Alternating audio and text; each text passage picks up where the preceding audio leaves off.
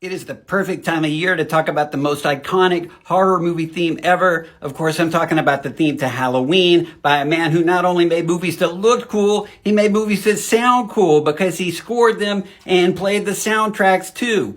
So I'm going to use the version from Halloween 2 because I think that's the coolest sounding one. This is not going to be an in-depth tutorial. If you want that, let me know in the comments. But I just want to play through it a little bit and talk about what I think is cool about it. So, starting in F sharp minor. Oh, and we have this off-putting meter. Do-bobby, do-bobby, do-bay, do-bay, do-bobby, do-bobby, do-bay, do-bay. Left hand starts with F sharp, up to A, up to B flat. Right hand is playing a fifth, starting from on C sharp down to F sharp. When the left hand comes in, it adds a fourth. So F sharp, B, C sharp.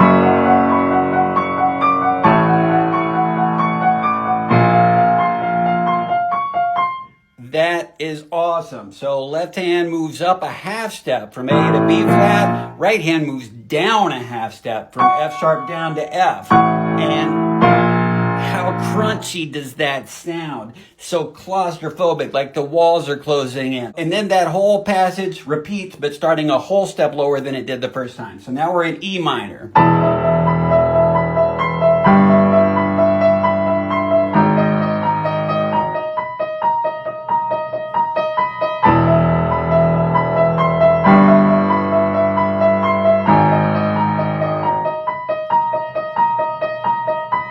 And now everything slides down to B minor. This time the right hand is done moving around. We're stuck in B minor.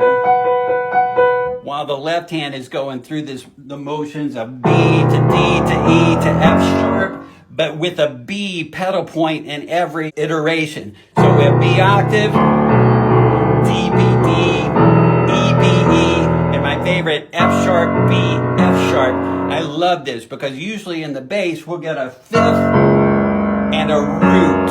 That's a common kind of left-hand figure. It sounds very strong and happy possibly. But in this version, the intervals are flipped around. It's a fourth and then a fifth. And it sounds so unstable and haunting and dark. Mean.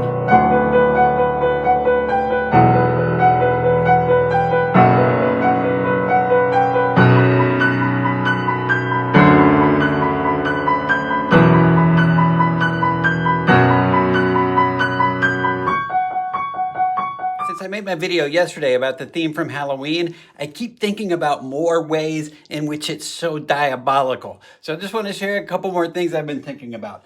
Number one, so we start with this minor F sharp thing.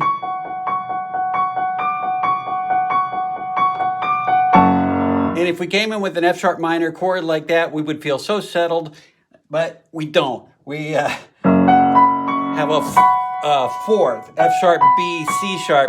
Now we talk sometimes about fourths can be consonant or dissonant.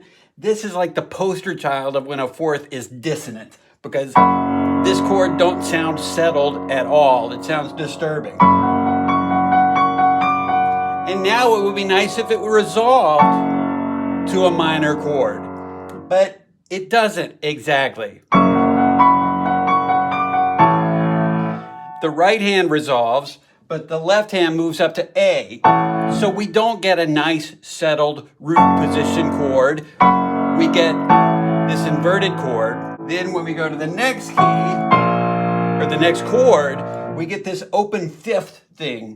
B flat, F, C. And I'm going to talk more about that in a minute. And that leads us into the next section. And what I'm noticing here is, so right hand started on F sharp, down to F, down to E, down to E flat. So you got that kind of motion, which really sounds like we're descending into the depths of hell.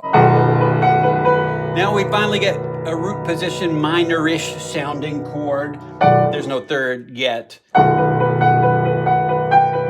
We don't get the third until it's in the bass again, so it's still not really a super settled root position sound.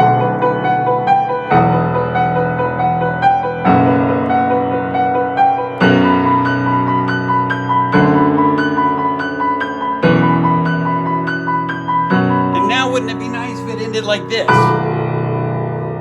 Sure it would, but it doesn't. It goes right back to this. So we end the previous section in B minor, and now the B becomes the bottom of that fifth chord I was talking about, B, F sharp, C sharp, and we're back where we started. Doesn't that just seem hellish? You don't get an end right when you think the anguish might be over, you get dropped right back where you started.